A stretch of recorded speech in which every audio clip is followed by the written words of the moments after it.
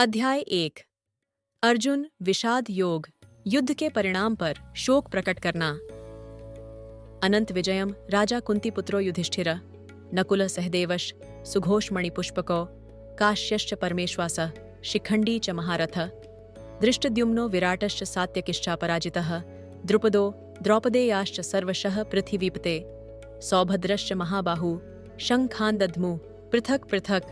हे पृथ्वीपति राजन, राजा युधिष्ठिर ने अपना अनंत विजय नाम का शंख बजाया तथा नकुल और सहदेव ने सुघोष एवं मणिपुष्पक नामक शंख बजाए।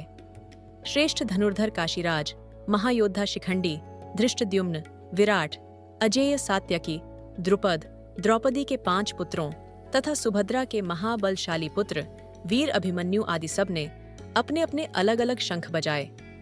युधिष्ठिर पांडवों में सबसे बड़े थे और उन्हें यहाँ राजा के रूप में संदर्भित किया गया है।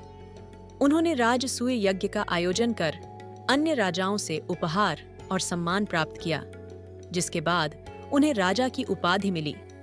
उनके व्यवहार में हमेशा राजसी गरिमा और उदारता दिखाई देती थी, चाहे वे महलों में रह रहे हों या वनवास के दौरान जंगलों में। धृतराष्ट्र को संजय द्वारा पृथ्वी के राजा कहा गया है। किसी देश की रक्षा करना या उसे विनाशकारी युद्धों में धकेलना पूरी तरह राजा के नियंत्रण में होता है।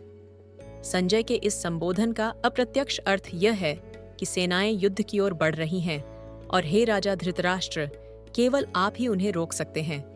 आप क्या निर्णय लेने जा रहे हैं? सुघोषो धार्तराष्ट्राणां हृदयानि व्यदारयत नभश्च पृथिवीं चैव तुमुलोऽभ्यनुनादयन्। हे धृतराष्ट्र, इन शंखों से उत्पन्न ध्वनि द्वारा आकाश और धरती के बीच हुई गर्जना ने आपके पुत्रों के हृदयों को विदीर्ण कर दिया। आपके पुत्रों के हृदयों में भय व्याप्त हो गया।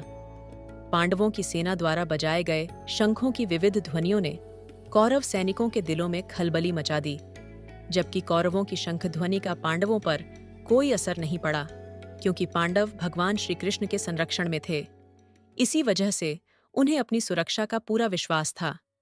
दूसरी ओर कौरव केवल अपनी शक्ति और सामर्थ्य पर निर्भर थे और उनके अत्याचारों के अपराध बोध के कारण उनके भीतर पराजय का डर समा गया था। अथ व्यवस्थितान् दृष्ट्वा धार्तराष्ट्रान् कपिध्वज प्रवृत्ते शस्त्र संपाते धनुरुद्यम्य पांडव ऋषिकेशम तदा वाक्यमिदमाह महीपते। उस समय हनुमान के चिन्ह की ध्वजा लगे रथ पर आसीन पांडुपुत्र अर्जुन अपना धनुष उठाकर बाण चलाने के लिए उद्यत दिखाई दिया।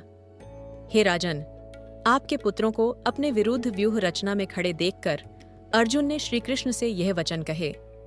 इस श्लोक में अर्जुन को कपिध्वज कहकर संबोधित किया गया है, क्योंकि उसके रथ पर महावीर हनुमान के प्रतीक वाली ध्वजा लगी हुई थी। इस संदर्भ में एक कहानी है। एक बार अर्जुन को अपनी धनुर्विद्या पर गर्व हो गया और उसने श्री कृष्ण से कहा कि भगवान श्री राम के समय वानरों ने भारत से लंका के बीच समुद्र में सेतु बनाने में इतनी मेहनत क्यों की? यदि वह वहां होते तो वह बाणों से सेतु बना देते। श्री कृष्ण ने उसे इसे करके दिखाने के लिए कहा। अर्जुन ने अपने धनुष से बाणों की बौछार करके एक सेतु बना दिया। श्री कृष्ण ने वीर हनुमान को बुलाया और उन्हें उस सेतु का परीक्षण करने के लिए कहा। जब वीर हनुमान उस सेतु पर चलने लगे तो वह टूटने लगा। इस पर अर्जुन को समझ आया कि उसके द्वारा बनाए गए सेतु में भगवान श्री राम की सेना का वजन सहने की क्षमता नहीं थी और उसने अपनी गलती के लिए माफी मांगी। तब वीर हनुमान ने अर्जुन को यह सीख दी कि कभी भी अपने बल और कौशल पर गर्व नहीं करना चाहिए। उन्होंने अर्जुन को यह वरदान दिया कि महाभारत के युद्ध के समय वह उसके रथ पर रहेंगे। इसी कारण अर्जुन के रथ पर हनुमान के चित्र वाली ध्वजा लहराई गई, जिससे उसका नाम कपिध्वज या वानर ध्वज पड़ा।